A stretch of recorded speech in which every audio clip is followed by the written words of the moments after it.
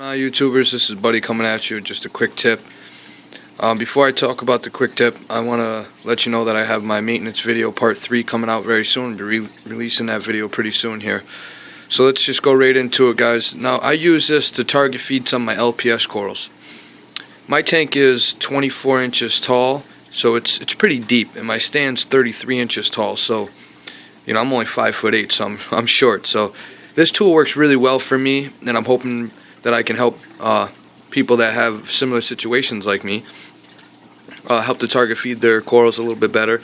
I know that there's various tools on the market that you can buy. There's turkey basters and things like that. But if we want to feed larger prey to like our figure 8 coral down there, our open brain, or our bubble coral in the back, or our candy cane, or not our candy canes, our frog spawn, our torch coral, things like that. We have anemones in the tank, we'll say. We want to feed bigger pieces of prey to it, and we can't reach all the way down to the bottom. Well, here's the tool that's going to save you a ton of money and make your life easy, guys. Boom. A piece of PVC pipe right there. Works really well. Now basically you just take this piece of PVC pipe, obviously pretty self-explanatory.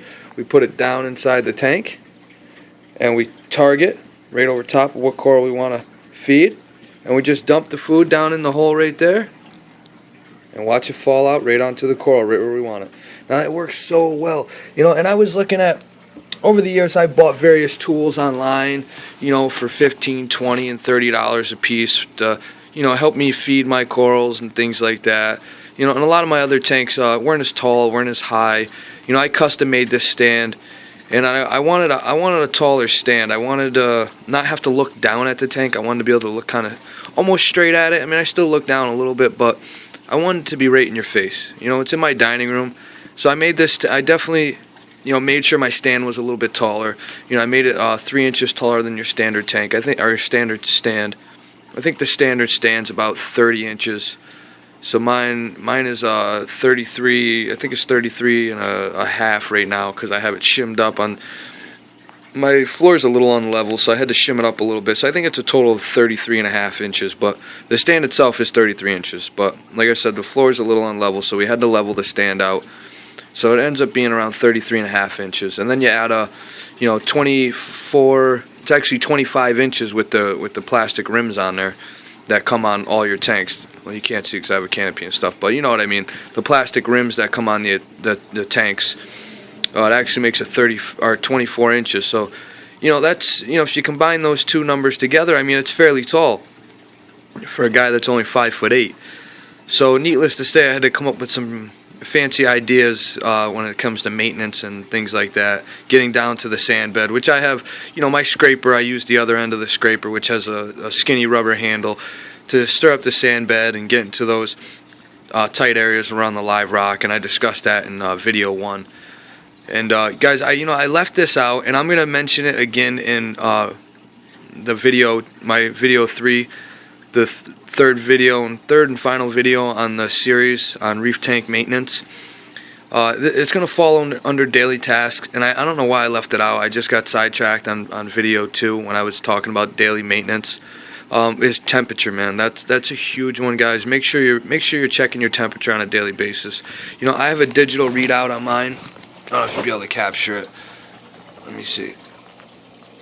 Yeah, 77.2. I don't think you're getting it, but my temperature is 77.2. It does fluctuate a little bit. It might go up to 74 or 77.4, 77.6 in the heat of the day, and then at night it drops down to 77.0, sometimes 76.9. So that's it's very small fluctuations, but 77. Having your temperature at 77 is a good range, guys. That's really a perfect temperature. 78, 79 are fine. A lot of people run that 78. And I've heard of people going as high as 80. Let me get my camera to focus here.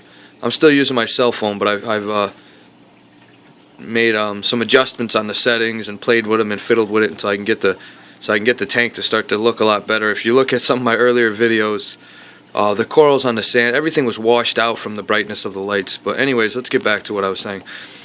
some people run their tanks a little bit warmer. Guys, when your temperature's warmer, it's going to help algae thrive better. It's going to help your tanks grow algae better. The warmer your tank is, it's going to help it grow. You know, the algae's going to grow faster, and plus it stresses out the fish and corals. You don't want your tank running 80 degrees, 81 degrees. Like I said, 78, 79, that's fine, but 77 is ideal temperature. That's really where you want to get it. I mean, if you look on any real reef forums and look on any real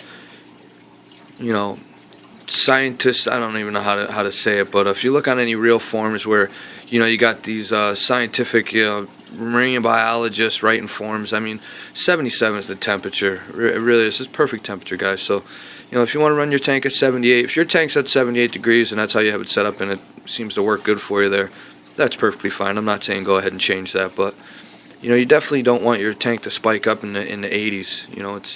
It's not good, guys. I know the guys that are running metal halide light fixtures, I know there's not much you can do about it. I know it's really tough. Chillers are expensive, they're noisy, they need to be vented.